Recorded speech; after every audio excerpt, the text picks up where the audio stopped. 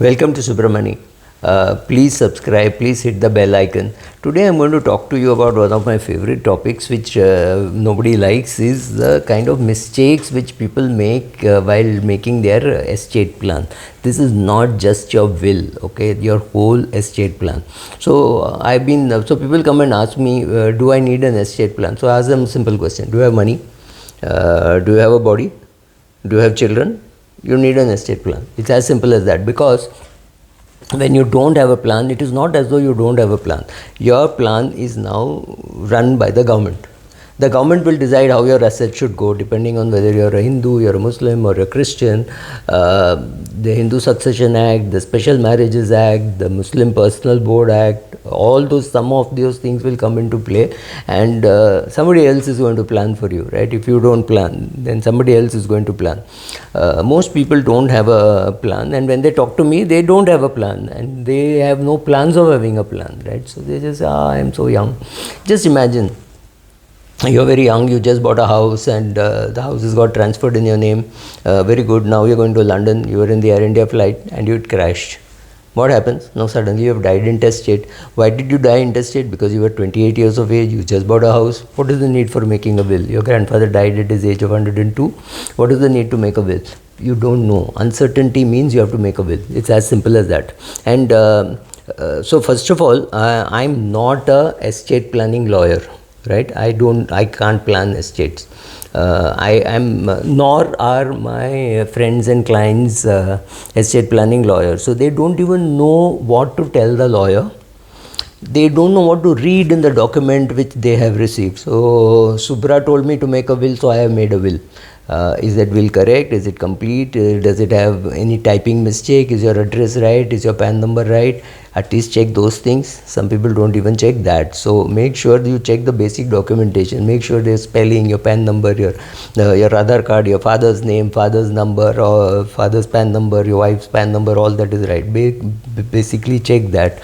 So the other thing is, well, a plan exists, but then it's not yours. You have not done your estate planning.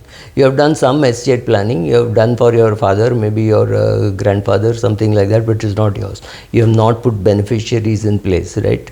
So, which means somebody else has a plan. The state will do it for you. What you have not done, the state will do. Another thing which I notice is many people don't have all their necessary documents. For example, if a person has changed 4 or 5 jobs, try transferring the money from all your provident fund to one place. It's a complete nightmare, immaterial of what Mr. Sanjeev Sanyal says. Ease of doing business, ease of living in India is not simple. If your father has died intestate and left shares worth 5 lakhs in HDFC Bank or in Supreme Industries, it doesn't matter. The company does not claim responsibility if the shares are already transferred to IEPF.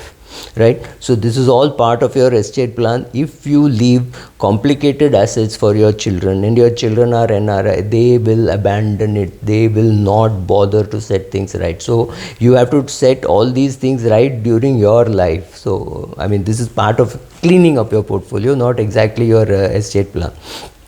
So who needs an estate plan? So first, you need a will. If you are a parent, you need a will. If you have minor children, you need a will, because you don't know how the money is going to reach them. And believe me, I've seen these cases. During COVID, a 17-year-old and 11-year-old, 17-year-old and 11-year-old siblings lost mother and father in 1 week. Father died on the Sunday, mother died on the next Sunday. These kids didn't know where the grocery was kept. They didn't know how the payment was being made. They didn't know how, they could not operate the bank account, right? All these things can happen. You should also, apart from a will, you should have a general power of attorney. What if you are you're hit and you're in coma and your wife can't access your bank account for whatever reasons, right? So a general power of attorney, a health power of attorney, saying what decision should be taken if I am ill, if I'm in coma, should you put me in a ventilator, not put me in a ventilator, what kind of treatment do I want, what sort of treatment should I get, living will, right? Maybe form a trust if you have a lot of money and you think your future potential daughter-in-law will take everything away from your son. Then maybe you create a trust. Maybe you have already thought of these processes, but you have not put it in place. Get a good lawyer to do it. There are three ways of making a will, and many people choose this. I have some rich friends and cousins who will just say, just send me a draft. I will do a cut, copy, paste of that. That is the cheapest way of doing it, and perhaps the most foolish. The second one is depending on the company lawyer. The company is good enough to organize a lecture on how to make a will, etc., and he helps you make a will. That he or she helps you make a will. More she these days helps you make a will. And the third, you go to a good estate planning lawyer and your financial planner or your chartered accountant. You sit, you make a list of your assets, see for which a will is necessary, see and make sure that you make a will. And in the third case, when you're doing, make sure that all the beneficiary designations are in line with the will. So in your will, if you're said that this let's say this Invesco mutual fund will go to my son or my daughter, first of all, you don't need to be so detailed. You can just say some of my mutual funds will go to my wife, or say all my mutual funds will go to my wife. That is one thing possible. But if you are going to be very specific, then you have to make sure that the nominee in your mutual fund and the person you're naming in the will is the same. If there is a contradiction, there is going to be a problem.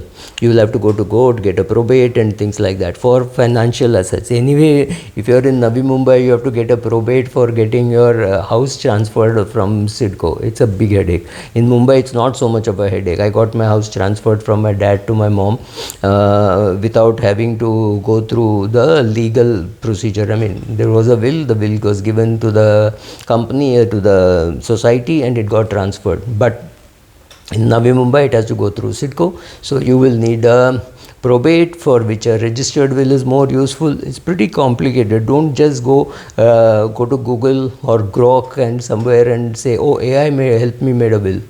It does not make any sense, right? So all your beneficiaries, make sure that for all your mutual funds, etc., the beneficiary is mentioned. I still have a mutual fund where my mother is a nominee, and it's a single one, right? So does it make sense? No, it does not make sense. It still makes sense because my mother is alive, but in case of my mother not being there, then I have to change the designation. I make it my wife or my daughter or somebody like that.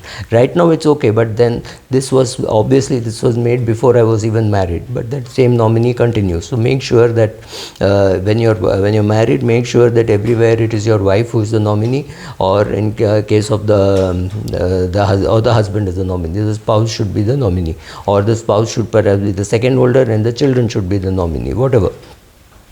So make sure that if you are going to leave money for charity that is mentioned in your will, make sure that if you are helping some school teacher. I have a friend who sends 5,000 rupees a month to his school teacher. Make sure that your wife knows about it, your children know about it, you make a provision in your will, whatever, right? So some of those things. If your minor children are designated as beneficiaries, then you have to appoint a person to be, they can't be, so you have to appoint an executor. You have to appoint somebody who is a guardian for them. Could be your father, could be your mother, could be your brother-in-law, whatever. So make sure that all those things are in place. And sometimes the beneficiary has died, right? If your mother is a nominee and your mother has died, which means there is no nominee, make sure that those things are kept. If you are giving money to your grandchildren, make sure that you say, my son Suresh, his wife Girija, and their children A, B, C, name A and B, and their future children, because if they have a third child, you're unfortunately cutting that child off your inheritance because of a mistake. That was not what you wanted to do. So don't make a big mess of hodgepodge of somebody being a nominee or somebody else name mentioned in the will and things like that. So be careful about all that. Make sure that if you have have insurance, make sure that all your children, your grandchildren, whomever you have to be covered, are covered properly.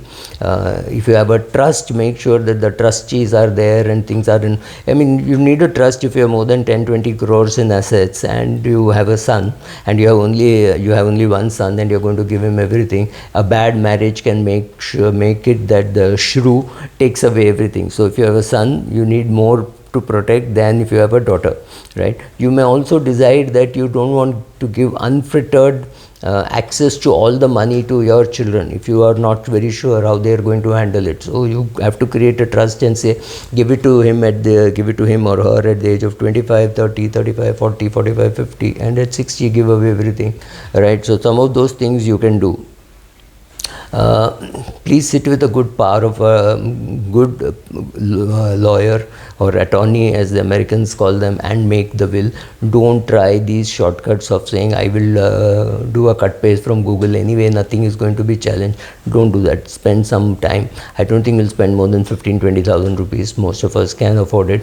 So make a will by talking to a good lawyer. Make sure that he has enough experience in getting the house transferred and things like that, because other than the house, everything else will get transferred through the nominee. It's not a problem, right? So these are the things that you have to look for while making a will or making a proper estate plan, where will is just a part. You want your health care insurance, you want your health power of attorney, everything in place. That completes your estate plan. Thank you.